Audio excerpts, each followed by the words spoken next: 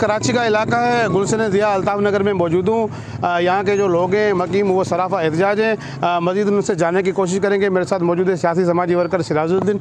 अच्छा सर, बताएंगे किस हवाले से आज आपका एहतजाज है? सेक्टर 11.5 F ब्लॉक, यहाँ ना बिजली है और गैस भी नहीं है, जिससे इलाका परेशान है। ताकि मेरे को 15 साल यहाँ हो गए, यहाँ बिजली की मेरी दुकान है। मैं इनके मसाइल को समझता हूँ, क्यों ये अक्सर जिक्र करते रहते हैं कि यार ये बिजली नहीं है। इसके लिए इन्होंने फॉर्म भी जमा कराएं, जो आगे जमा कराएं वो काम कुछ भी नहीं हुआ। हमारा वज़ीर आज़म, सदर पाकिस्तान और ये की जाए, यहाँ के बुनियादी जो हकूक़ हैं, बुनियादी जो मसले मसाइल उस पर नज़र डाली जाए और यहाँ बिजली दी जाए, गैस दी जाए, पानी दिया जाए।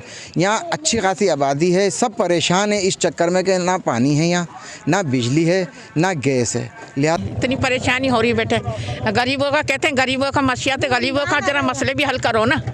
गरीबों की इतनी परेशानी आ रही है, रमज़ान आ रहे हैं, ऊपर से रोज़ा रखने वाले, नमाज़ पढ़ने वाले। और तकरीबन 4 साल से ज़्यादा अरसा हो गया रहते हुए हुकूमत सिंध वज़ीर आला मुराद अली शाह से अपील करते हैं हम अहले मोहल्ला सब मिलकर कि हमें गैस की बड़ी तकलीफ़ है और आगे रमज़ान भी आ रहा है, गरीब तबका है। अगर गैस रोज़ाना भरवाया भी इस तरह होगा, ये तमाम जितने भी खड़े हुए हैं जी गरीब मां पाण सिंधी आया इतने जुराऊ की आया वो इतने हाले जो आया तव्हां सां अपील आहे, हथ बधी अपील आहे, असां ते रहम कयो। गरीब आबादी आहे, असां ते रहम कयो। मुराद अली शाह से मैं ये अपील करता हूँ कि भाई ये छोटे छोटे बच्चे हैं, यहाँ पे लाइट नाम की चीज़ ही नहीं है। हम लोग दूसरी जगहों से चार्जिंग करवाते हैं और रात को रोशनी के लिए, और गैस भी बिल्कुल नहीं है ना।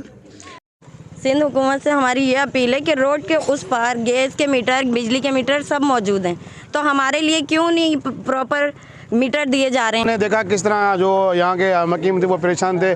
सिंध हुकूमत से अपील कर रहे हैं कि हमें बुनियादी सुलह दी जाए। कैमरा टीम के साथ अली बख्श बलोच, वशी न्यूज़, कराची।